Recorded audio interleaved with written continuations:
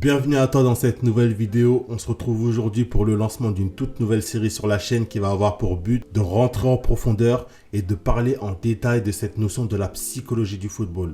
Si je lance cette nouvelle série de vidéos, c'est parce que je me suis rendu compte que c'est un terme que j'emploie beaucoup, que ce soit dans mes vidéos ou que ce soit dans les leçons que tu peux recevoir à l'intérieur de l'immersion, et qu'il y a énormément de personnes qui sont d'accord sur le fait que la psychologie du football va leur permettre d'avoir de bien meilleurs résultats dans les paris sportifs, mais que dans le même temps, il y a énormément de personnes qui ne savent pas réellement ce qu'est la psychologie du football, qui ne comprennent pas ma vision de la psychologie du football et qui ne savent pas comment s'en servir pour justement maximiser les résultats qu'ils peuvent avoir dans les paris sportifs. C'est pour ça que je lance cette série de vidéos et qui va avoir pour but de donner des exemples concrets, de te dire exactement qu'est-ce que tu devrais comprendre dans les matchs et comment est-ce que tu vas pouvoir t'en servir par la suite pour maximiser tes résultats. Juste avant de rentrer dans le vif du sujet, pourquoi est-ce que c'est important de prendre en compte la psychologie du football lorsque tu fais tes analyses? En fait, la psychologie du football, pour faire simple, il faut que tu t'imagines comme si tu étais dans le cabinet d'un psy. Quand le psy est avec son patient dans son bureau, ce que le psy essaie de faire, c'est de comprendre les réactions de la personne, de comprendre ses émotions, de comprendre pourquoi est-ce qu'elle réagit d'une manière ou d'une autre. Ben, dans le football, c'est exactement ce que toi, tu vas vouloir faire. Tu vas vouloir comprendre pourquoi est-ce qu'une équipe se comporte de telle ou telle manière sur le terrain. C'est-à-dire pourquoi est-ce que l'équipe marque? Pourquoi est-ce que l'équipe encaisse? Pourquoi est-ce que l'équipe ne marque pas? Est-ce que l'équipe est dans une bonne tendance? Est-ce que l'équipe est en forme? Est-ce que l'équipe est en méforme? Toutes ces informations-là, c'est la psychologie du football qui va pouvoir te le dire. Tu vas pouvoir aussi avoir quelques informations si tu regardes les premières statistiques de surface, mais le problème c'est que ces informations-là peuvent être trompeuses. Et la psychologie du football, ça te permet justement de t'assurer de regarder les bonnes informations. Donc ce qu'on va faire, c'est qu'on va passer directement derrière mon écran, on va regarder ensemble quelques matchs et on va voir quelle est la compréhension qu'on pourrait avoir de ces différents scénarios. Donc ce qu'on va faire dans cette vidéo, c'est qu'on va chercher à comprendre comment est-ce qu'on peut interpréter les faits lorsqu'une équipe nous montre qu'elle est dans une période où elle encaisse des buts et que d'un coup, elle se met à retrouver une solidité défensive. Parce que ce qu'il faut comprendre, c'est que dans un match de foot, il y a toujours deux interprétations possibles. Et si tu pars sur la mauvaise interprétation possible, tout le reste de ton analyse va être faussé. Donc ce qu'on va chercher à savoir, c'est est-ce qu'on part sur le fait que cette équipe a retrouvé une solidité défensive, donc elle va arrêter de prendre des buts par la suite, ou alors est-ce qu'il y a une autre compréhension à avoir? Et pour ça, on va partir directement avec le premier match que je vais te présenter. Dans cette vidéo, je vais te présenter 3 matchs et le premier, ça va être en Angleterre avec Manchester City. Donc, on va partir directement en Première Ligue et on va voir ce qui se passait avec Manchester City. Donc, ce qu'on veut, c'est voir tous les différents résultats de Manchester City. Donc, ce qu'on fait, on part directement sur Manchester City. Je vais prendre un match au hasard et on va aller voir tous les différents matchs que l'équipe elle a pu jouer sur les 5 derniers matchs pour que tu comprennes là où est-ce que je veux en venir. Donc, ce qu'on voit, c'est que la saison elle a commencé le 7 août. Ils ont joué un match contre West Ham. Ils ont gagné 2-0. Jusqu'ici, il n'y a pas de problème parce que c'est Manchester City. On les connaît en Angleterre, c'est une équipe qui est assez solide. Ensuite, ils reviennent chez eux contre Bournemouth. Bournemouth qui est un promu de la Première Ligue de cette année. Et ils ont également gagné 4-0 sans encaisser de but. Jusque-là, tout est normal. Là où ça devient assez inquiétant, c'est lorsqu'ils vont à l'extérieur contre Newcastle où ils font un 3-3. Si on regarde comment est-ce que ça s'est passé un petit peu dans les faits, on voit que Manchester City a ouvert le score à la 5e minute. Ensuite, Newcastle est revenu au score. Ils sont passés devant. Ils ont encore pris l'avantage. Et derrière, Manchester City est venu chercher l'égalisation à la 64e minute. Donc jusque-là, on ne peut pas vraiment savoir est-ce que l'équipe est dans une tendance où elle encaisse, parce que c'est le premier match de la saison où ils nous montrent qu'ils ont encaissé des buts. Mais on retient quand même le fait qu'ils ont pris 3 buts contre Newcastle. Donc ce qu'on peut faire par la suite, c'est de voir qu'est-ce qui s'est passé pour Manchester City. Donc ce qu'on voit, c'est qu'ils ont joué contre Crystal Palace et ils ont fait 4-2. Ils ont encore encaissé 2 buts. Si on va voir comment ça s'est passé un petit peu plus en profondeur, on se rend compte que à la 4e minute de jeu, Manchester City encaisse contre son camp. À la 21e minute, Manchester City prend un 2e but alors que c'est eux, à ce moment-là, qui auraient dû prendre l'avantage. À ce moment, il n'y a plus de doute possible. On sait que Manchester City est dans une tendance où ils encaissent des buts. Là où ça devient intéressant, c'est que le match qui suit, la rencontre contre Crystal Palace, Manchester City a enchaîné une victoire 6-0. Donc Manchester City nous montre qu'ils sont dans une tendance où ils encaissent des buts. Ils jouent contre Nottingham Forest et Nottingham ne marque pas. Manchester City retrouve une solidité défensive. Qu'est-ce que ça veut dire? C'est ce qu'on va voir dans un instant. Juste avant, je vais prendre un autre match. Donc, je me rends sur SofaScore. Et cette fois-ci, on va aller en Bundesliga. Donc, on va en Bundesliga. L'équipe qui va nous intéresser en Bundesliga, ça va être le Bayer Leverkusen. Donc, on va prendre les matchs du Bayer Leverkusen sur les 5 derniers matchs. Ce qu'on voit, c'est que directement, dès le début de la saison, le Bayer Leverkusen perd à Dortmund. Jusque-là, il n'y a rien d'anormal, ce n'est pas un match qu'ils doivent gagner. Là où ça devient inquiétant, c'est lorsqu'ils reviennent à domicile contre Augsbourg. Contre Augsbourg, ils perdent 2-1.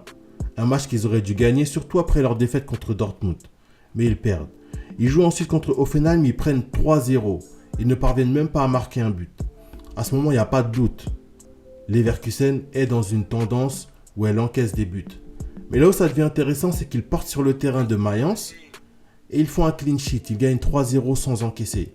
Pourtant, jusqu'à présent, Leverkusen nous montrait qu'ils étaient dans une tendance où ils encaissaient des buts. Donc comment est-ce qu'on peut interpréter ce scénario? Est-ce que Leverkusen a retrouvé une solidité défensive ou est-ce que c'est une autre compréhension qu'il va falloir avoir? C'est ce qu'on va voir dans un instant.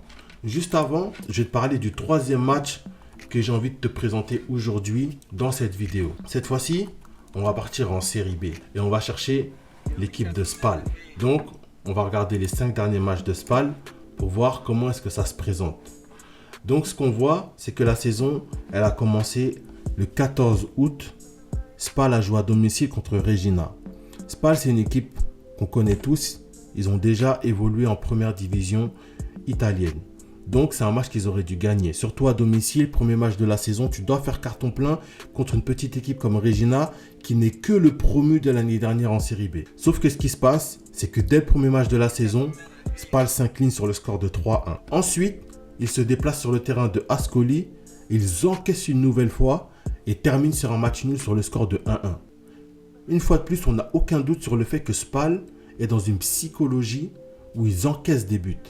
Mais bizarrement, lorsqu'ils reviennent à domicile contre Cagliari, ils n'encaissent pas de but. Est-ce que ça veut dire que Spal a retrouvé une solidité défensive ou est-ce qu'il y a une autre compréhension à avoir? C'est ce que je vais te révéler dans un instant. Juste avant de te partager la compréhension que tu dois avoir lorsque tu tombes sur ce genre de psychologie, je vais te parler d'un 4e match parce que ça va te permettre justement d'avoir encore plus d'exemples et de mieux comprendre cette psychologie. Donc, on va se rendre directement sur SofaScore. Et ce qu'on va faire, c'est qu'on va une nouvelle fois aller en Première Ligue parce que l'équipe qui nous intéresse, c'est Liverpool. Donc, ce qu'on fait, c'est qu'on va aller chercher tous les différents matchs de Liverpool de cette saison. Et ce qu'on voit, c'est que dès la première journée, ils ont encaissé à l'extérieur contre Fulham. Ils reviennent à domicile, ils font 1-1 contre Crystal Palace. À ce moment-là, on n'a aucun doute sur le fait que Liverpool est dans une psychologie où ils encaissent des buts. Ensuite, Liverpool se déplace sur le terrain de Manchester United. Ils perdent une nouvelle fois sur le score de 2-1, ce qui appuie encore le fait que Liverpool est dans une psychologie où ils encaissent des buts. Mais bizarrement, derrière, Liverpool revient à domicile, il gagne 9-0 contre Bournemouth sans encaisser.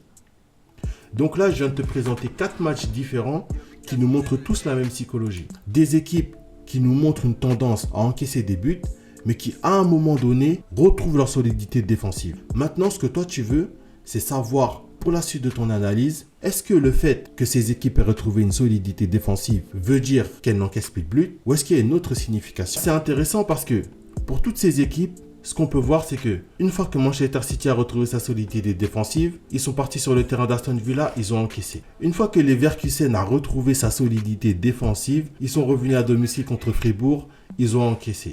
Une fois que Spal a retrouvé sa solidité défensive, ils sont partis à l'extérieur contre Bari, ils ont encaissé. Et une fois que Liverpool a retrouvé sa solidité défensive, ils ont joué contre Newcastle, ils ont encaissé. Et s'ils se sont remis à encaisser, c'est simplement parce que ces matchs en question, où ils n'ont pas encaissé, où ils nous donnent l'impression d'avoir retrouvé une certaine solidité défensive, C'est simplement qu'en réalité, les adversaires contre qui ils ont joué n'étaient pas en capacité de marquer contre eux. Parce que si ces équipes étaient en capacité de marquer, elles l'auraient fait. Et si ces grosses équipes auraient retrouvé une solidité défensive, elles ne se seraient pas remises à encaisser directement au match suivant. Maintenant, ton travail à toi, ça va être de reconnaître les moments où les équipes sont dans une psychologie où elles ne marquent pas de but.